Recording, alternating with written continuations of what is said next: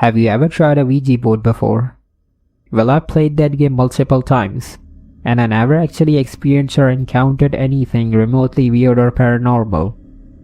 Except once. This story is basically about that one incident. As a teenager, I was always fascinated by weird and spooky stuff that most people around me weren't particularly fond of. I watched horror movies and consumed just about anything related to the genre. And unfortunately, playing with the Ouija board was one of the things that I was into. I know it's weird, but that's just the kind of kid I was. And so because of that, I naturally ended up making friends that pretty much shared the same taste as me. During high school, there was a rumor that almost everyone in the school knew about. Behind the school building, there was a deep stretch of woods that extended out toward the forest. And inside those woods, there was an old abandoned cabin. Nobody knew exactly who built it or how long it had been there, but students had been telling stories about it for years. Apparently, some people claimed that it was haunted, while others said that strange things happened there every night. And so naturally, I was drawn in by those rumors and desperately wanted to check it out myself. One Friday evening, me and my three friends, Dustin, Kenny, and Matt, were hanging out after school when the topic of the cabin came up. Dustin suggested that if the cabin was actually haunted, we should try contacting whatever was supposedly living there. We all loved the idea at the time. We loved things like that. That's just how we were. So before long, we decided that we will actually go to the cabin and try to talk to whatever was supposedly haunting it. We waited until it got dark, and then we met near the edge of the woods. The walk to the cabin took about 15 minutes. The entire time, we were laughing and joking around, making light of the situation as if it were a normal everyday thing to do. Eventually, we reached the cabin. The place itself looked even creepier at night. The wooden walls were covered in weird graffiti, and part of the roof looked like it was about to collapse.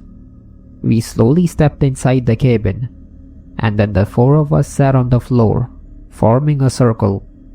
Matt placed the Ouija board between us, and then we began playing.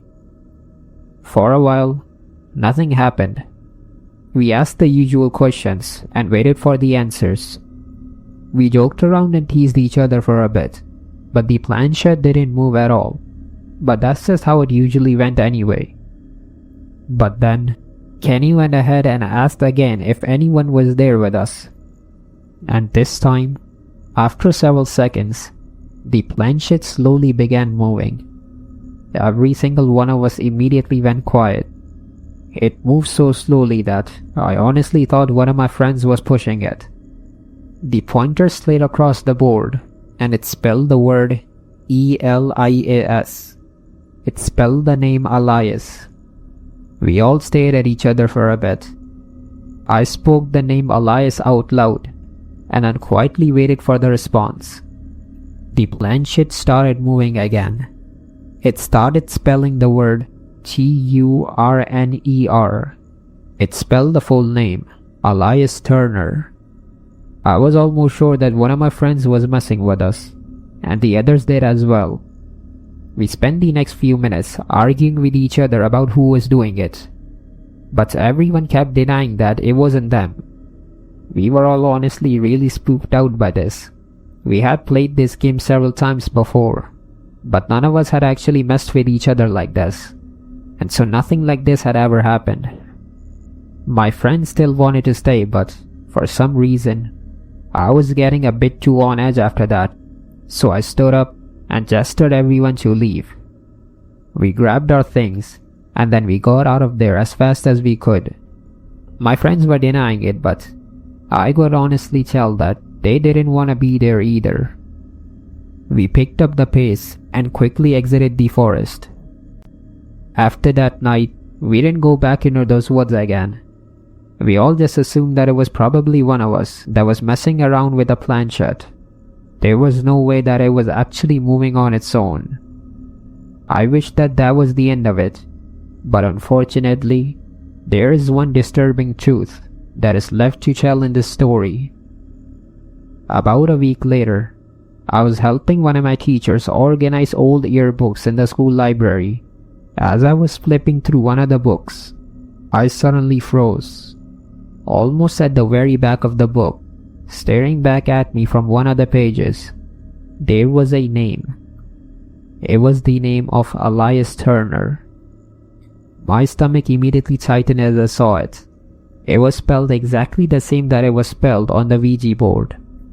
So later that day, I asked my teacher if she knew anything about him, and what she told me made my blood run cold. Elias Turner was a student that had attended our school decades ago, and according to her, Elias had been found dead inside the abandoned cabin behind the woods. The cause of death was unknown, and it was a mystery that was never solved. I didn't ask for anything else. I just thanked her and walked away. I was honestly way too shook to ask for anything else. I have no idea how the Ouija board spelled his name. I like to think that it was one of my friends that was moving it. But even after all these years have passed, they all swear that it wasn't them moving it, and they're just as shocked as I am. I honestly don't know. Maybe none of us really didn't know who Elias Turner was before that night, and maybe it was somebody else, or something else, that was moving the planchette that night.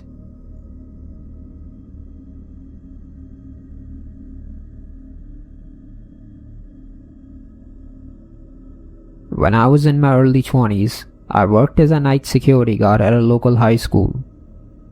My shift started around 10 p.m. and my job was pretty simple. I had to patrol the entire school, make sure all the doors and windows were locked, and basically just report anything unusual. Most nights were painfully boring. The school would be completely empty, and the only sounds I would hear were the hum of the air conditioning and the occasional creak from the building.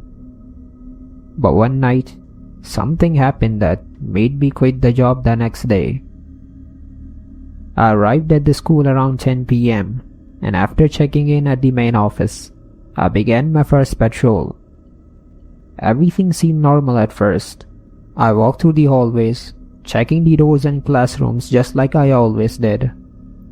About 30 minutes into my patrol, I was walking down one of the main halls when all of a sudden, I thought I saw something move across the corridor ahead of me.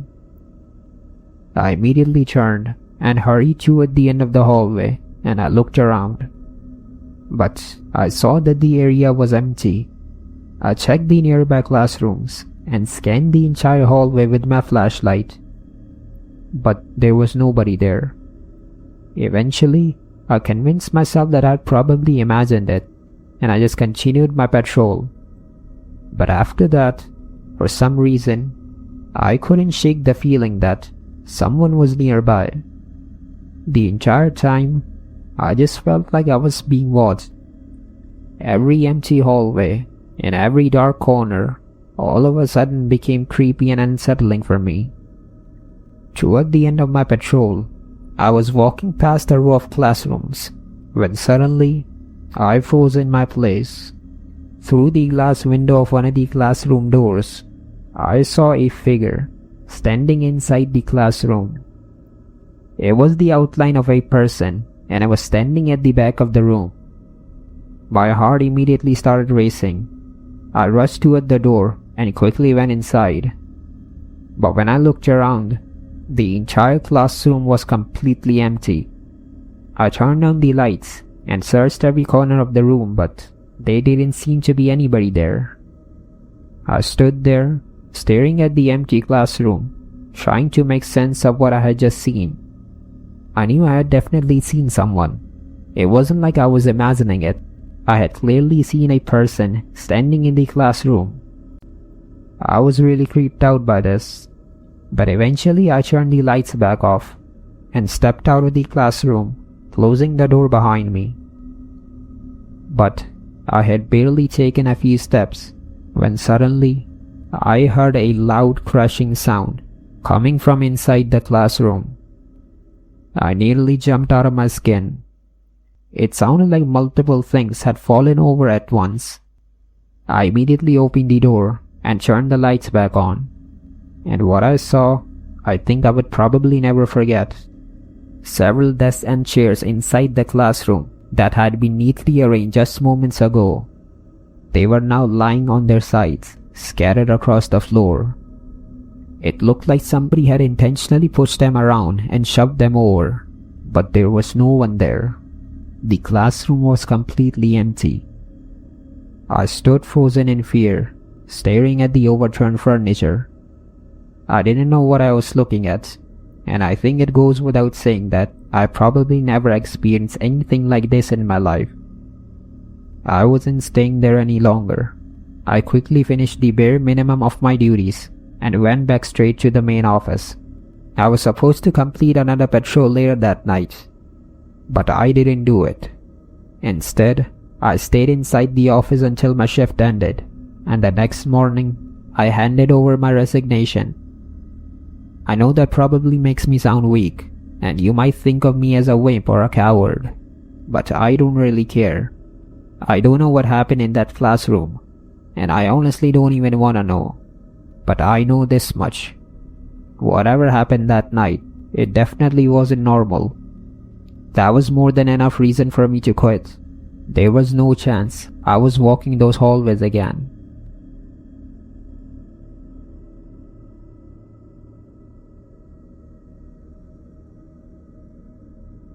This happened during my senior year of high school. At the time, our regular English teacher was out for a few weeks, so the school had brought in a substitute teacher to cover her classes. I had never seen this guy before.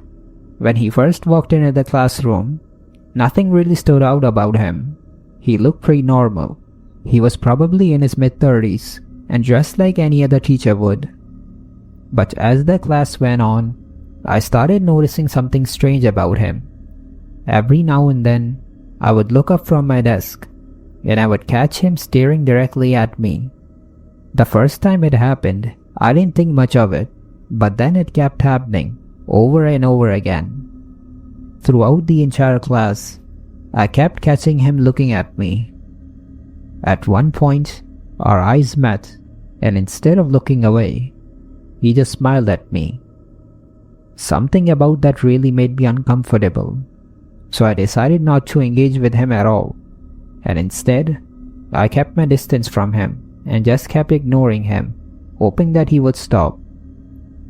The class eventually ended, and I basically just forgot about it after that. After school, I met up with a few friends and spent the rest of the day hanging out with them. We ate some food and then walked around town for a while and just wasted time like teenagers usually do. Eventually, it got late. By the time we finished hanging out, it was already past 10 p.m. I said goodbye to my friends, and then I started walking home. The streets were mostly empty. There were a few street lights here and there, but it was pretty dark and quiet for the most part. It was fine at first, but then after a while, I started getting this weird feeling like somebody was watching me. It's hard to explain, but I just had this uncomfortable feeling that someone was nearby. So I turned around, and that's when I saw a figure walking down the sidewalk several yards away. I didn't think much of it though. It was late at night, so there was nothing unusual about somebody else being outside. But after a few minutes, I instinctively looked back, and I could have sworn that the person seemed a lot closer to me now. I crossed the street, and then just a few seconds later, that person crossed as well. That's when I started getting really worried. I had a bad feeling that whoever this was, they were following me.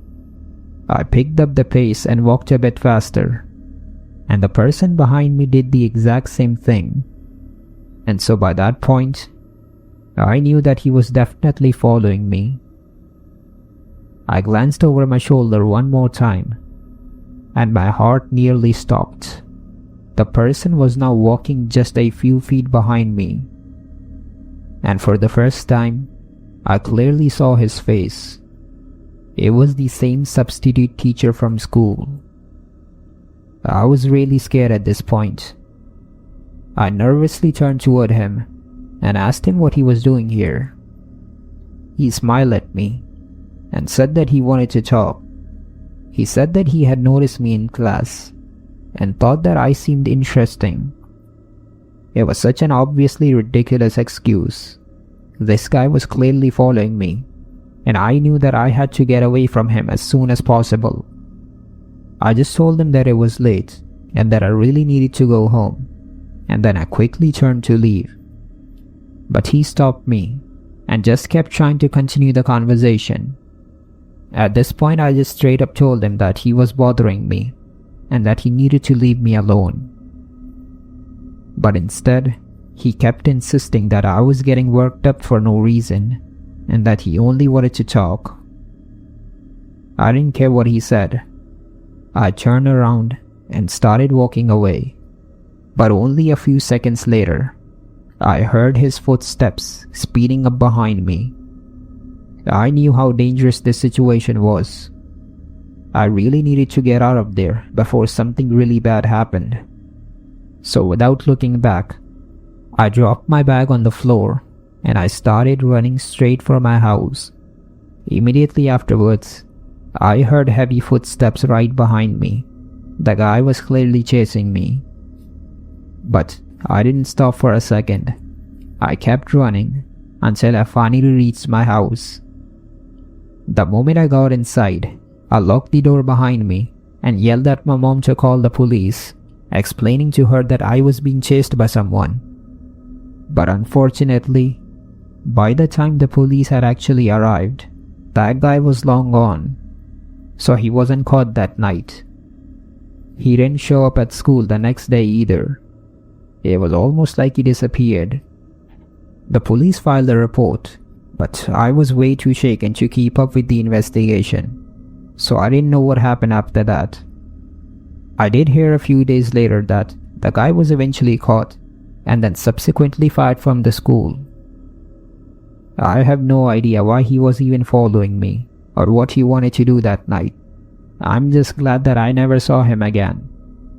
I get way too uncomfortable just thinking about it, because who knows what he would have done if I hadn't actually glanced behind me that night.